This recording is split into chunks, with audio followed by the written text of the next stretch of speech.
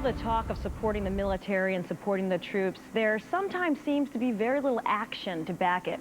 Witness the treatment of Pat Tillman's family testified to today. Witness the political infighting and threatened presidential veto of a funding bill. Witness the deplorable conditions discovered at Walter Reed Hospital earlier this year.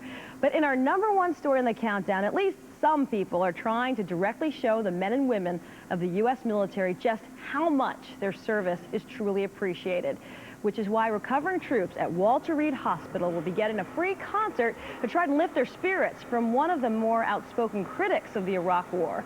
John Mellencamp will be performing in front of 300 patients and hospital workers at Walter Reed this Friday. He joins us here tonight. John, thank you so much for taking the time. Well, thanks for having me. Let me get a couple of nuts and bolts questions out of the way. When did you decide to do this concert for the troops at Walter Reed, and how'd you go about organizing it? Well, what happened, I went down to San Antonio a few months ago, and I played at the Intrepid Center, and I found myself with 5 hours with nothing to do. So I just kind of hung around and found myself talking to these young guys and about how they felt about the war and their hopes and their futures of what they think's in front of them. And I found it very inspiring, and that's what got me interested in doing this. Did the conversations change your opinion about the war or the administration's policy at all? No, it didn't. But what it did tell me is that, you know, the service is as diverse as the American people are. There's some people that, you know, were pretty gung-ho, and then there were some people who were questioning, you know, just about everything that had happened. Was there any concern at Walter Reed or on any level about having you perform, given the fact that you've been outspoken about the administration's Iraq war policy?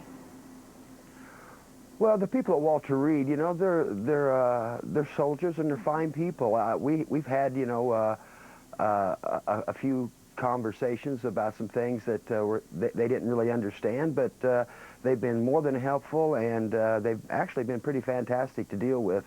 I don't really think that, you know, a soldier basically is following orders most of the time. So left to their own way of doing things, they've just really been fantastic.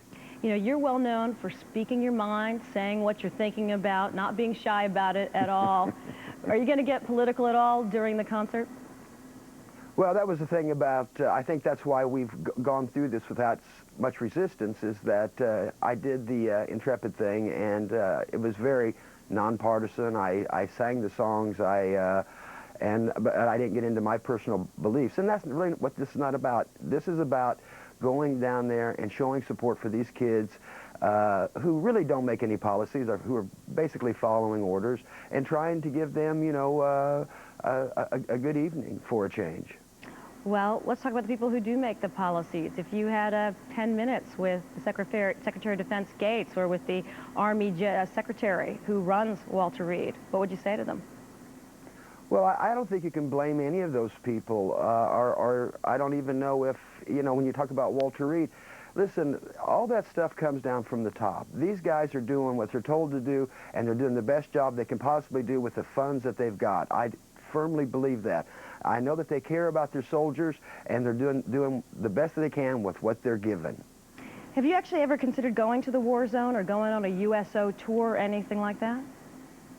No, I'm afraid they'd shoot me over there. I don't think anybody would protect John Mellencamp over there.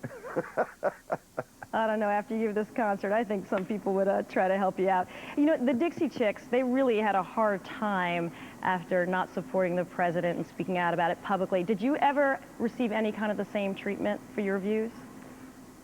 Well, yeah, I did, but not to the extreme that what happened to them. You know, those gals were on their 3rd record, and I think people were surprised at their position, and they just spoke real early, and people were surprised. But with me, you know, I've been around a long time, and I've written a lot of songs about social issues, and I don't think anybody would be surprised that I'm a lefty. I mean, you know, that's where I've always been. Has the political climate changed enough for you to be able to go out there and do this and speak your point of view in front of, and perform and speak your point of view at the same time in front of all these soldiers?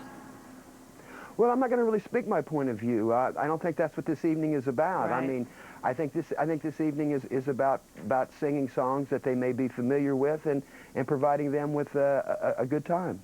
What's your goal for the night? What's my goal for the night? Well, the goal is to really entertain the troops and also to have people who are watching it, you know, it's going to be televised on HDNet, to kind of reflect, you know, of what these kids have given and what they've all accomplished and what's been done. And that's a fine goal. John Mellencamp performing for our injured troops at Walter Reed this Friday. Thanks so much for being here, and thanks so much for doing this for the troops. Well, thanks for having me. And that'll do it for this Tuesday edition of Countdown. I'm Allison Stewart, in for Keith Olbermann. Thank you for watching our MSNBC coverage.